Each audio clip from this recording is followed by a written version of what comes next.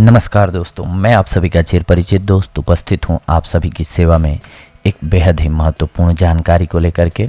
जी हां, आज का हमारा टॉपिक है, हो सकता है कि घुटने बदलवाने की ज़रूरत ही ना पड़े। 10 दिन करके तो देख लीजिए। अगर घुटनों में गैप बढ़ने लग गया हो, घुटनों की ग्रीस चिकनाहट हट गई हो, ख़त्म, या घुटनों में दर्द हो रहा हो, इन सभी कारणों को दूर करके आपके घुटनों को नया जीवन देने के लिए जानिए अद्भुत घरेलू उपाय। दरअसल घुटनों में ग्रीस कहना एक अनपढ़ भाषा का उपयोग है। घुटनों में कोई ग्रीस खत्म नहीं होती, घुटनों में फ्लेवोनोइड की कमी हो जाती है, जिसके कारण घुटने में उठते बैठते अत्यधिक दर्द होता है, घुटनों से आवाज़ भी आती है। फिर इसको लोग ये भी कह देते हैं कि घुटनों में गैप बढ़ गया है। ये प्रयोग अगर आप करना चाहते हैं तो सबसे पहले आपको इस प्रयोग के दौरान कुछ चीज़ों का पालन करना होगा, फिर ही यह प्रयोग बिल्कुल सही होगा। अगर आपका वज़न बढ़ गया हो तो उसको कंट्रोल कीजिए। दाल, दूध, चाय, coffee, cold drinks, fast food, तली हुई चीज़ें बंद करनी होंगी आपको। अगर आपका खड़ा रहने का काम है तो 10 दिन छुट्टी कर लीजिए। पानी कभी भी खड़े होकर नहीं पीना है। पहले घुटनों के बल या पालती मारकर बैठ जाना है, उसके बाद ही पानी पीना है आपको, वो भी घूंट घूंट। गेहूं की रोटी बंद कर दीजिए। जौ या बाजरे, जिसमें गेहूं, जौ, चना मिश्रित भी हो सकता है, इसकी रोटी खानी है आपको। ये समस्या अधिकतर बुढ़ापे में आती थी, मगर अभी ये हमने जो आपको बताया, इन कारणों के कारण, जिनमें वज़न बढ़ जाना, खड़े होकर काम करना, पानी खड़े होकर पीना, फास्ट फूड अधिक सेवन करना, तली हुई चीज़ों का अत्यधिक सेवन करना मुख्य कारण है। तो इससे बचने के लिए हम आपको प्रयोग बता रहे हैं, इनको कीजिए, आपको रिजल्ट मिल जाएगा।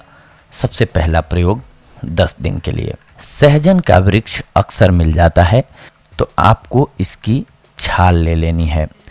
सहजन की छाल 10 ग्राम अर्थात 2 चम्मच 2 ग्लास पानी में 1/4 रहने तक धीमी आंच पर पकाएं।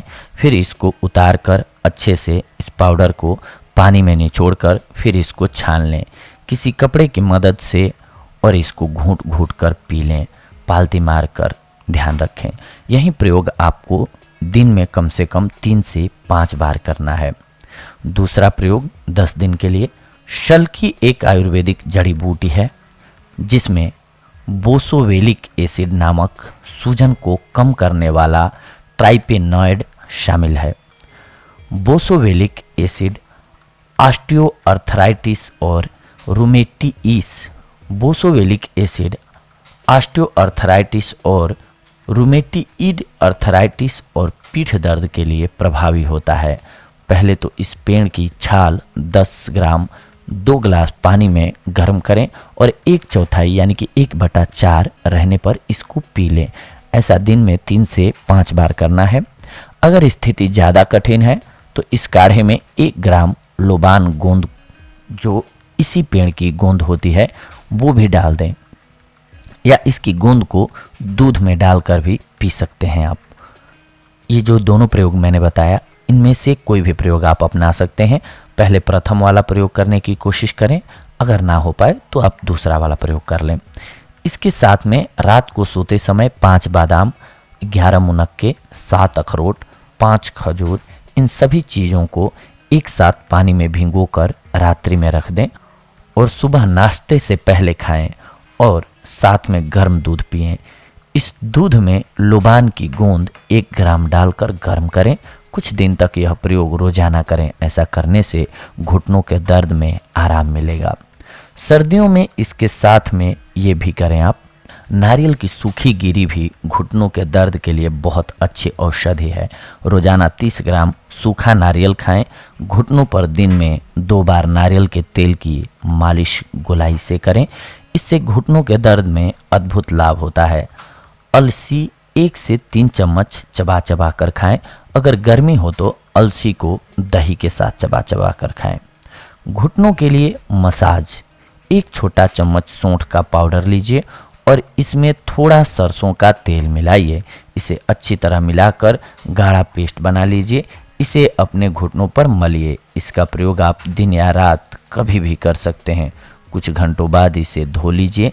यह प्रयोग करने से आपको घुटनों के दर्द में बहुत जल्दी आराम मिलेगा और घुटनों के बीच जो ग्रीस खत्म हो गई है, जो चिकनाहट खत्म हो गई है, उसमें 10 दिन में ही आराम दिखेगा।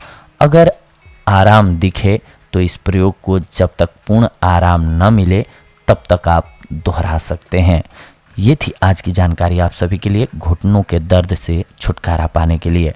अगले एपिसोड में आप सभी के साथ जुड़ेंगे एक और जानकारी को लेकर के। तब तक के लिए धन्यवाद। नमस्कार दोस्तों।